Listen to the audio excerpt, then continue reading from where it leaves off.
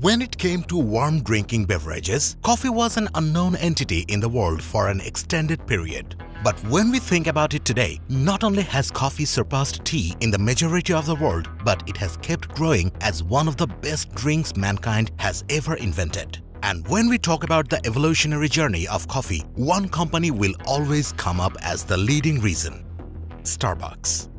It all started when Gordon Bowker, a university student from San Francisco, visited Rome, Italy in 1962. He sat in a cafe and ordered a cappuccino. Now, for Gordon Bowker, coffee was a daily drink, nothing special. But here, when he tasted his cappuccino, everything changed. Gordon never tasted any coffee that was this delicious in his life. Gordon Bowker took his experience with him and kept it as a dear memory of almost a decade. He went back to his country, dropped out of the university, and moved back to his hometown, Seattle. There he started his educational scriptwriting work with Terry Heckler, who later became the partner of his newly formed advertising agency. But during all this, Gordon Bowker kept that memory with him, and for a while he was cherishing them by visiting a shop named Murchie's, which was located in Vancouver, BC. There, he used to sample roasted coffee beans. With many trips from Seattle to Vancouver, BC, an idea emerged. Gordon Bowker sat with his university roommate Jerry Baldwin and his friend Jeff Siegel about the idea. Gordon wanted to open a coffee shop that will sell coffee made from freshly roasted coffee beans. He said the taste of instant coffee and coffee made from freshly roasted beans are miles away, and people will notice the difference right away.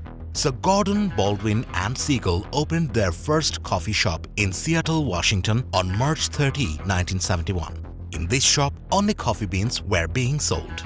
A coffee roasting entrepreneur, Alfred Peet, the owner of Peet's Coffee and Tea, mentored them in the coffee bean selling business. From coffee beans to coffee. With mentorship from a veteran and a unique business model on American soil, Starbucks quickly gained its market. Even though there were small coffee beans selling stores, they were buying goods in large quantities. In 1981, a man named Howard Schultz noticed this unusually large operation and decided to check in to understand what was going on. At that time, even though Starbucks was only selling coffee beans, an occasional tasting option emerged from time to time. Lucky for Howard, he checked in one of those times. He had the chance to taste freshly made coffee from the ground, roasted coffee beans. It was a life-changing moment for Howard. He never tasted fresh coffee, and he had no idea how great they were. Howard Schultz was mesmerized to the point that he left his well-secured job and decided to join Starbucks instead. In 1982, Howard joined the company as the Director of Retail Operations and Marketing. Before that, Howard was an established general manager of PAI Partners' US subsidiary Hammerplast. His friends and his family criticized him for leaving this job and joining a small company that nobody ever even heard of. But Howard understood the future, and on top of that, he had an idea of his own. Starbucks was occasionally providing tasting samples. But Howard wanted this to be a business model. Almost all the diners in the USA were selling overbrewed, almost tasteless coffee. If Starbucks provides quality coffee as they did in their samples, they can capture a market no one was fighting to capture at the time. In 1983, Howard was sent to Milan to participate in a show. There, he was exposed to the coffee culture, and that solidified his idea as an idea of a lifetime. He knew this culture didn't exist in the USA, and if they brought this craft, it would be a big hit. At first, Baldwin and Bowker liked the idea, but they declined it. The reason was simple. Starbucks is not a restaurant or cafe. They provide samples to make consumers understand the quality of the coffee beans. That's it. In 1984, Starbucks bought Peet's Coffee and Tea. This deal enabled Starbucks to try anything new financially for a year. Howard had no other option but to wait for the opportunity. He kept the coffee idea afloat, and finally, in 1985, the owners of Starbucks decided to provide espresso in their 6th new location in Seattle. This idea proved to be a big success, and Howard finally had some relief. He knew that this company will consider now that a coffee-based business is possible and there is a market out there. But things took an unexpected turn. Despite the success, Starbucks decided not to continue this model anymore. Why? Because of the high cost of espresso machines, high maintenance cost of those machines, and American people not knowing what kind of drinks Starbucks was offering. For these reasons, Starbucks steps down from promoting a cafe-style business and decided to continue its old model.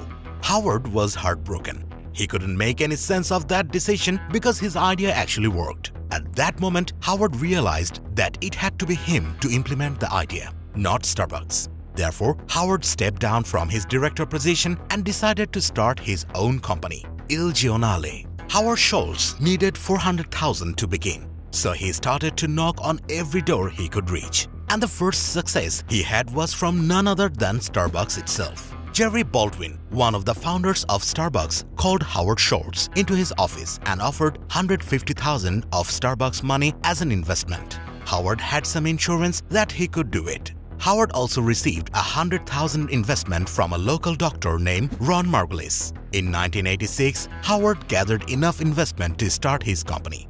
He then multitasked his work by giving time to make his first shop to attend an investors' meeting to ask for money. Howard Schultz was sure that his idea would take off, and he sold that confidence to every investor he met.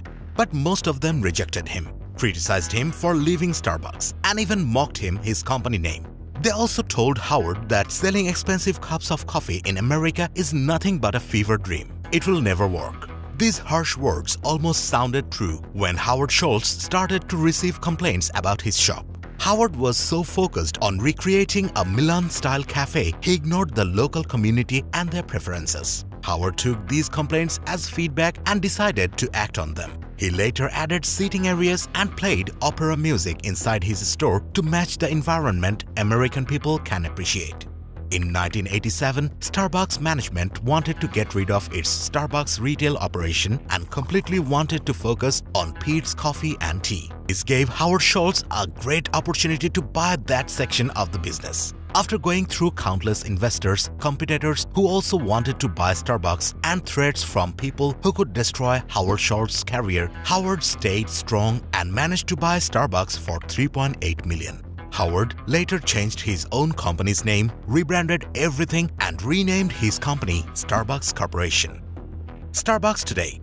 Today, Starbucks operates in 80 countries and they have over 33,000 stores worldwide. In 2021, Starbucks made a total revenue of $29.06 billion and they established such a business empire in 51 years.